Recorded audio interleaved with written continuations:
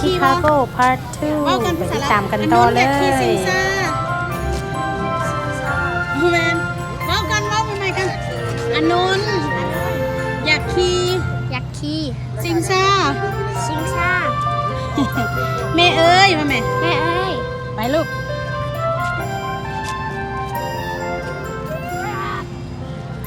แม่ทิกเก็ตหันเท่าไหร่ไปเบิ่งว่ามันสิราคาเท่าไหร่ก็นนท์อยู่Navy Pier in Chicago we getting higher you guys higher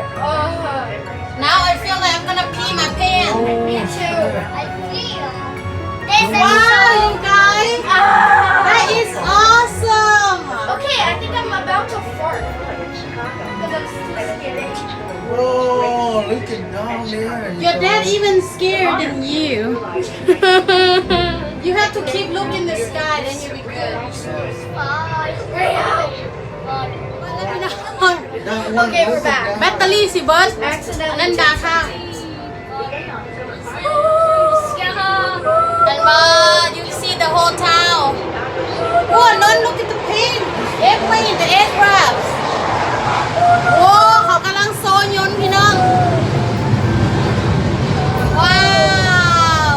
What's the plane? I don't know somewhere in the sky อีน่ะขึ้นอันชิงซ่าข้างแรกอันว่าเลย Army of boats! They're guarding the water! เบิ้งใส่เบิ้งโทรเท่าเลยแบบนี้เห็นวัดเมืองชิคาโก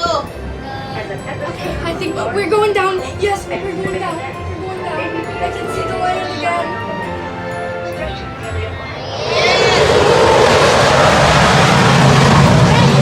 Look, wow!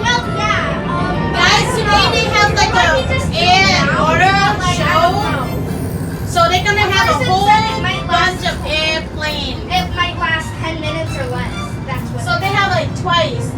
ขึ้นขี่ซิงซ่าอยู่นี่มันขี่ได้2 รอบแต่ว่าพูดแล้วก็มัน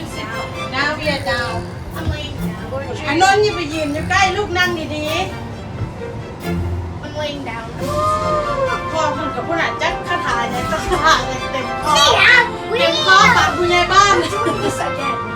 Hey, two. Look at that. Yep, there's 2 rounds เบิ่งรอบๆรอบๆว้าว Chicago Town Chicago Illinois lot of money อันนนท์คุณนาทั้งกรุงนะพี่น้องนั่นมันเลขมิชิแกนหรอ I actually I see the planes. I shouldn't lay ลูก up. เห็นบอลแอร์เพลนลูก It's coming towards Oh, us. no, the big one. เนี่ยเด็ก Oh, there's a bug ย on นต์ it. น่ะยนต์น่ะนั่นในขนาดยนต์ทหารนะลูก Oh, look at that. ยนต์ทหารของอเมริกาเขาบินโซวันนี้เขาเจ้าเฮ็ดอันแปลว่าโซแบบพวกขับยนต์เขาเจ้าขี่ยนต์โซนะ Oh, look at that. Vietnam. ว้าวเห็นบอลพุ่นใกล้ๆเนี่ย Hey, วิ่ง show ก็ them จะ the boat. Are we shaking? เย็บ I want to go again now. Oh, look. He turned back. Look. ว้าวสีนั่น I like Look, this. look, look. Oh, look. It's flipping too see airplane มันบินอ้อนไปบินไปบินมาพี่น้องเขาเจ้าโชว์มือนี้มือโชว์เขาเจ้า Dinosaurs. This is fun. I want to go again. พี่น้องเบิงโอ้ยเบิงอย่างเห็นแต่ตัวแมงไหม้ยนต์มันบ่เห็นซ้ำโอ้บ่เห็นยนต์จ้อยมันไก่พวด Here, I like Look at that people those are the airplane Yeah, those are that they showing here. ยนต์พวกเขาเจ้ายนต์นั่นยนต์ทหารของอเมริกามื้อนี้เขาโชว์ไอ้คนเบิงว้าวงามขนาดพี่น้องโอ้เห็นต้องเห็นแบบสดๆมันยังคักโอ้ย I got it. คุณนะเริ่มปล่อยละเห็นอยู่ว่าในวิดีโอ just see a little bit not much At first, But I yeah. didn't want to go down, but now I want to stay up here. oh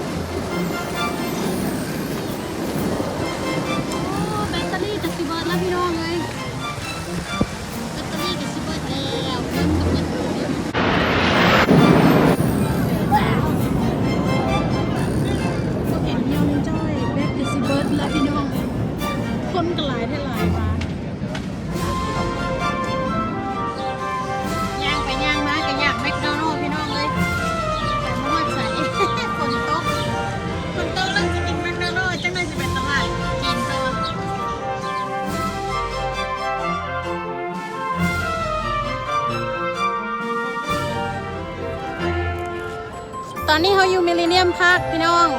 มาฮอดมิลเลนเนียมพาร์คชิคาโกอันนี้มิราบินมันไผ่กระมักไปถ่ายรูปใส่ เห็นบอทั้งหลังค่อยถ่ายให้เบิงจังหน่อยกับซิมือสิออกไปตลาดห้านจีนโอเคจังหน่อยพบกันอีก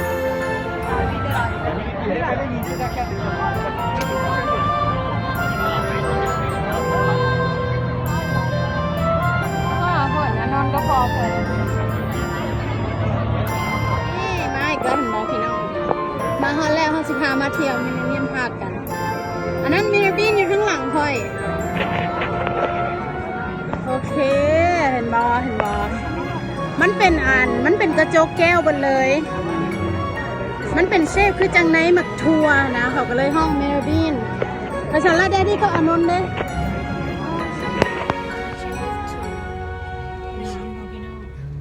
รถกระติดละตอนนี้เข้ามาช้อปปิ้งอยู่ห้านเวียดนามิสโตร์เนาะกำลังสิออกจากมิลเลนเนียมพาร์คว่าสิเมื่อว่าฉันเปลี่ยนใจมาไหม วันนี้สิมาซอกกินเฟอได้บัดนี้เอาเครื่องไปไว้รถกันลูกไปซอกซื้อคำกันพี่น้องอันนู้นสิกินข้าวห้านใด Look that's look good มีแต่ห้านอาหารอันนี้เขาอยู่ใช้ในข้าวมอนี่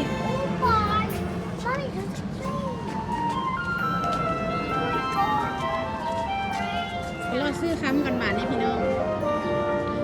Double happiness. Oh doesn't look like she's happy though ด้านแพรค้ำกับคิมเฮงคิมหวดกินบ้างเฟอร์ห้านนี่บ้างกินนะ Can we go back to one? ไปเบิ่งกันเลยสิพาไปเบิ่งห้านคำไหนห้านคำคิมหวด I think คือห้านคำคิมหวดนี่แหละก็คือตรงนี้คือ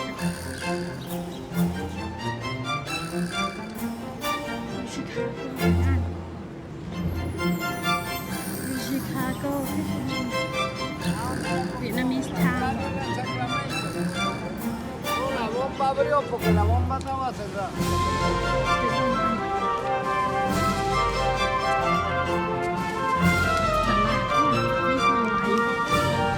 เป็นแพงกันกับบ้านเขา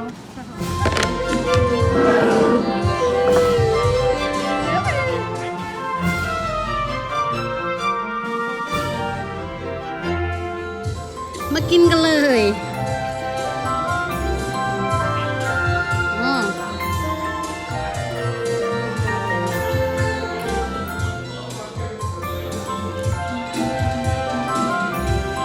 รสชาติตัวข่อยเห็ดเอง จะมาม้าไก่ก็มาสั่งยังไม่ได้ข้าเจ้าสิมูจากวัดตี นางตีเก่งว่าท่านจะไหนเปิดมาแล้วอาหารโน่นนี่ทานได้ดีสปริงโรลอีเมลให้แม่แน่เ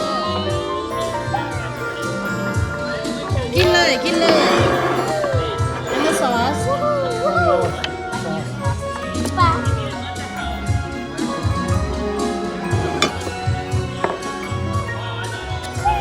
บิ่งซอสพี่น้องเคยมาแล้วพี่น้องหน้าตาโอเคเดี๋ยวเราสิมาลองซิมเบิ่งไม่เอาขากล้องมาตั้งเนาะโอ้กินเบิร์ดบอนี่โบเบิร์ดตีนี่แบ่งให้อนนท์ก่อนปรุงแล้วล่ะเนี่ยปรุงแล้วแล้วมากินกันเลยแบบนี้เพราะเทห้านนี่คือบุมีคนวะ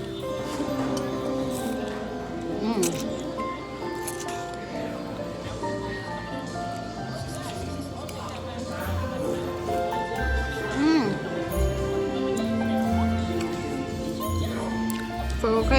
ผ่านแต่ว่าสปริงโรลบ่ผ่านน้ำจิ้มมันบ่หวานน้ำจิ้มมันส้มคือบูดนี่แหละ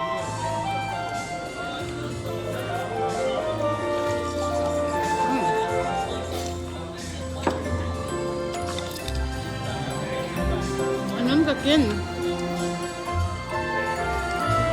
แบ่งของแม่ให้ เส้นหลายโพดกินบ่เบิด เส้นมันหลายเพิ่นนี่ก็กินเส้นบักละลายแล้วนี่มันสิอิ่มก่อนแล้วบ่ทันเบิดมีไข่แล้วไข่เข้าจับ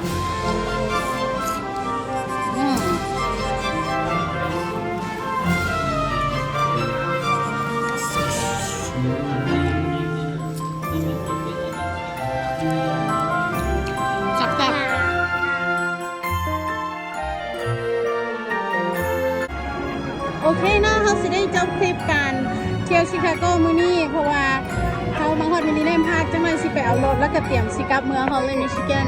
เข้าใจเด้อสำหรับกดติดตามกดไลค์กดแชร์กด subscribe thank you for watching this guys and I hope you enjoy this thank you let's go see next trip where we gonna go bye ขอขอบใจผู้สนับสนุนหลักอย่างเป็นทางการในการท่องเที่ยวครั้งนี้ได้เฮ็ดให้วันเกิดอานนท์ปีนี้ม่วนกว่าเก่าอย่าลืมเด้อพี่น้องผู้ใดอยากหุ่นดีหุ่นงามและมีสุขภาพแข็งแรงความดันเบาหวานหายไปต้องลองดื่มกาแฟเพื่อสุขภาพจาก Slim Rose Optimum หุ่นดีหุ่นงามหุ่นจอยตลอดการบ่มีวันกลับมาตุ้ยอีก